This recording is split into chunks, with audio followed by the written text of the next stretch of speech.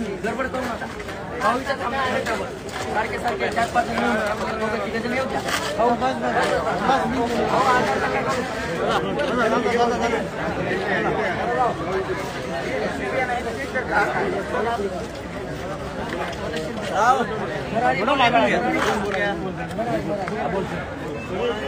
जय जिजाऊ जय शिवराय.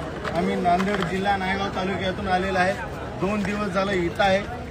प्रशासनानं कोणती दखल आमची घेतलेली नाही. आमच्या नांदेड जिल्ह्यामध्ये अतिवृष्टी झालेली आहे. माननीय आमचे मनोज जरांगे दादा पाटील यांच्या आदेशानुसार आम्ही इथं आंदोलनासाठी इथं उपस्थित आहे. आमचे नांदेड जिल्ह्यातील प्रत्येक मुलगा आमचा इथं मराठा समाजाचा इथं येऊन रेल्वे स्टेशनला रेल्वेचे तिकीट काढून इथं रेल्वे स्टेशनला झोपत आहे. प्रशासनानं कुठली दखल घेत नाही.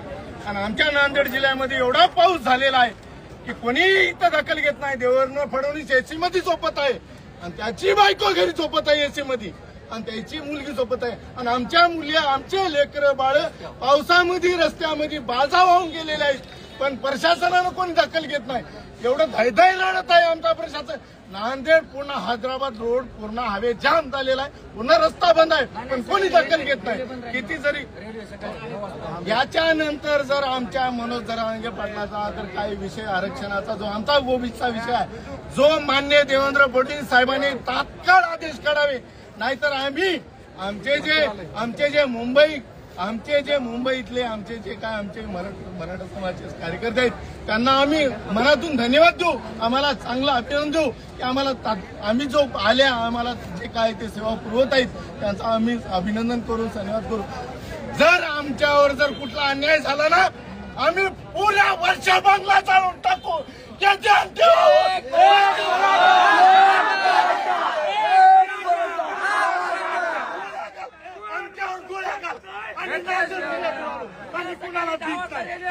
आम्ही आला गोळ्या घाल. आमचे लेकरं आमचे सोडून आम्ही पर्याप्त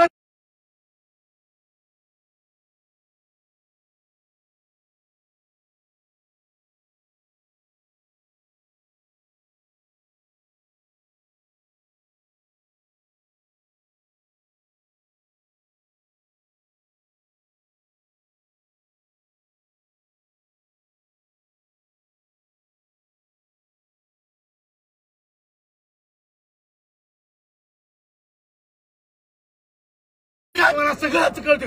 ओबीसीचं कळतं आमचं कळत नाही. आम्ही काय आमचा पोट तिडका आहे. तात्काळ आदेश काढा.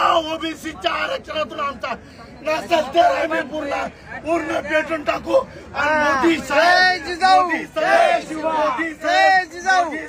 मुंबईला येणार आहेत. माननीय पंतप्रधानाला आदेश आहे आमचा की जरांगे पाटलावर काही टच झालं ना आम्ही स्वतः पेटून घेऊ. स्वतः जाग्यावर मरू आम्ही. आमचं म्हणणं हेच आहे की धन्यवाद. माझी काही चुकलं तर माफ करा. आणि माझ्या तोडकीनं मी बोललो.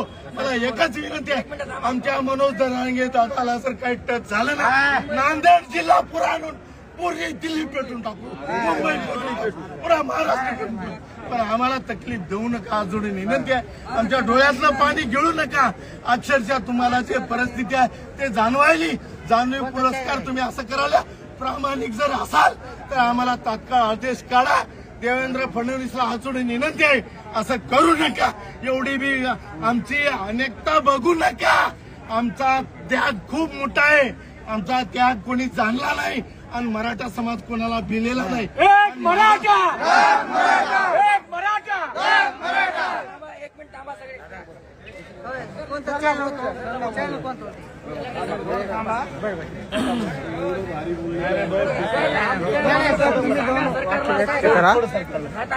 सरला बोलू द्या.